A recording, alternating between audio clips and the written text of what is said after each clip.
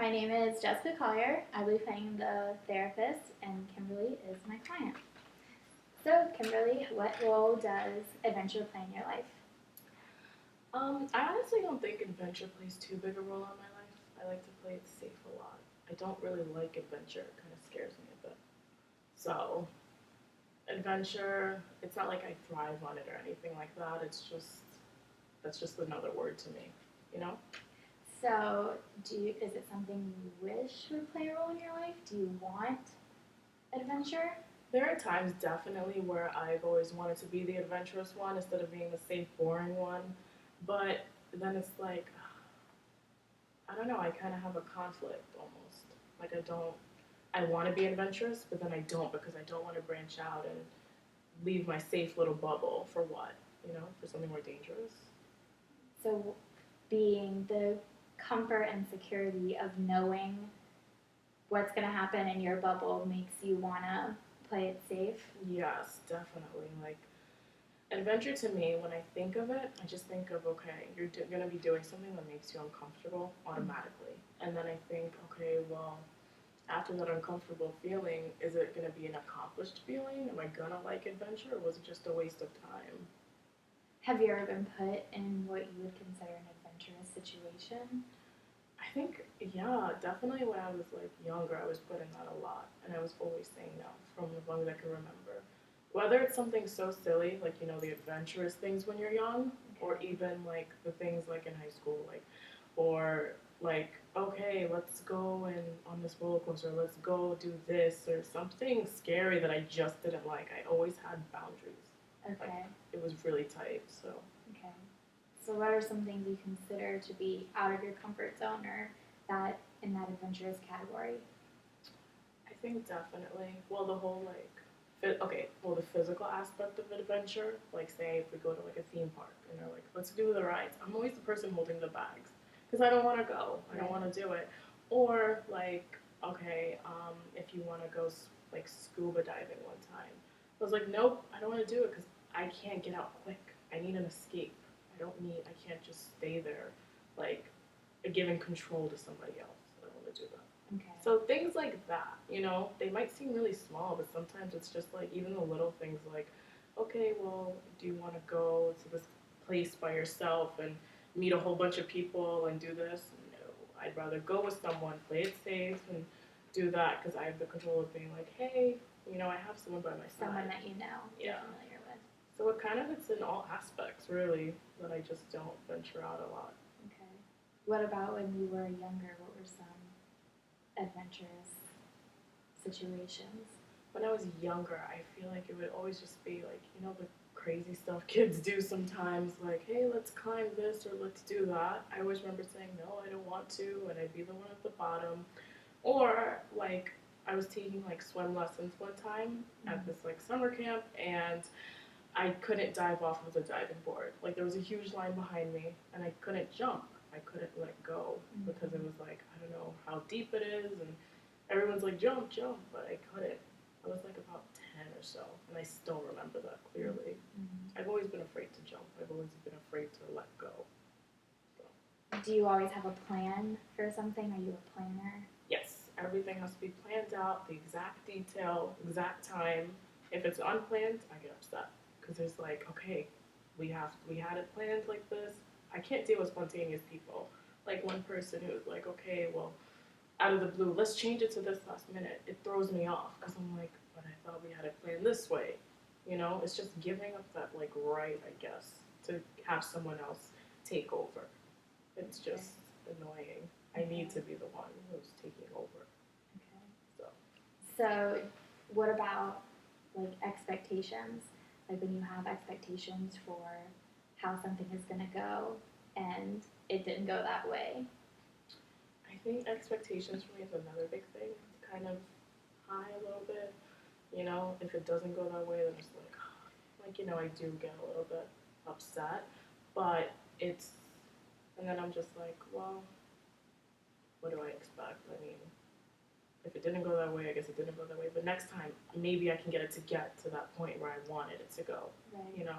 So I always try to like one up, I guess, my expectations. So. Okay. Do you have family that's adventurous or friends, or do you just kind of hang out with like the safe people as well?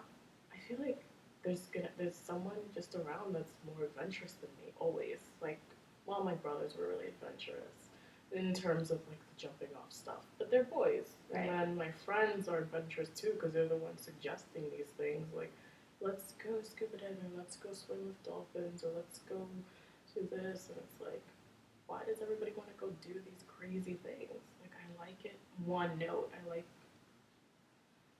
that whole continuum of just safe. Right. It's not always boring. People always say it's boring, but it's not. It's just not that's crazy. Mm-hmm. Yeah. So, So you like knowing the outcome, knowing what's gonna happen. yes. Okay. But it's like sometimes I'm like, well, what if I don't know what's happening, but I can't let my mind go there? So I have to make up something. I have to make up some outcome of how it's gonna be. Right. So giving up control would kind of push you to that adventurous point. I definitely think so because like I said, I need to have that control. Right. So I think letting go of that would probably open up my mind to the possibility of doing adventurous things. And just venturing out and doing something where it's like, okay, it's not the worst thing if you give up control for a little bit. The whole trying something new thing would be easier as well. So the control thing, maybe giving it up might be the best thing, but I don't know. I wouldn't even know how to do that, because it's been how I've been for as long as I can remember. So, can you think of any ways that you might be able to, in small steps, give up control, like maybe not plan your Saturday or anything like that? I think planning and everything, maybe I could get rid of like one day that I don't do anything. And already I say that and I'm like, but what are you gonna do? You have to do something. Like that's how hard it is. It's like I go right back to that thinking almost of just, well, what are you gonna do after that? I'm like, I don't know where it comes from. Like the whole I need to know everything at every time, every moment. So I don't like. Maybe I can try to give up an hour or two, okay. or something. Okay. That's kind of maybe a big chunk of my day. Maybe. Okay. Did you ever go on family vacations or anything that were planned, or your parents' planners, or? Yeah, definitely when I was younger, and then we did like the whole family vacay thing, and then after I turned about like 18, it was like everybody I noticed, like in the family, were doing their own little vacations. Not anything bad. It's just we were older and we had different interests. So we'd still get together for that family vacay, but it wasn't as big. So it's like then I got control of planning it and everything. So then everyone looked to you to be the one to plan it? Yeah, it's like well, where would you like to go? If we were going somewhere, I'd always put my 2 cents in, or say if they were doing their individual vacations where they wanted to go, because I have 2 brothers and then it's me. So then it's like, okay, well, I got to plan my own vacation on top of putting input on the family vacation. So it's like I always had some sort of leverage, I guess you can say, to plan stuff, Okay. So after you were 18, was there really no one else that was planning it? Like, did you feel like you were kind of keeping the family tradition of vacations going? Yeah, I kind of think so. But then, 2 years after, like when I was like 20, it was just, okay, it's just me planning my own without the family. So it's shifted a little bit. So Right, family vacations are less now? Yeah. Less frequent? Yeah, less frequent.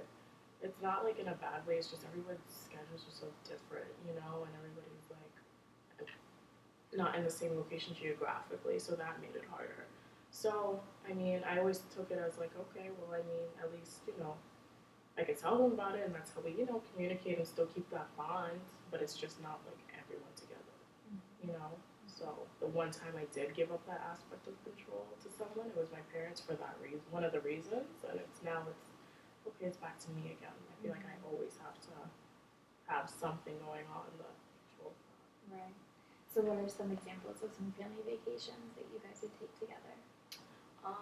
We would go to like Maryland once to visit family, or like if there was a wedding going on, we would make it like a thing. Or like if there was, big events, we would always make it a vacation. That way it's like, okay, we're going for 2 great things at once. Or like Disney World or, it was always something.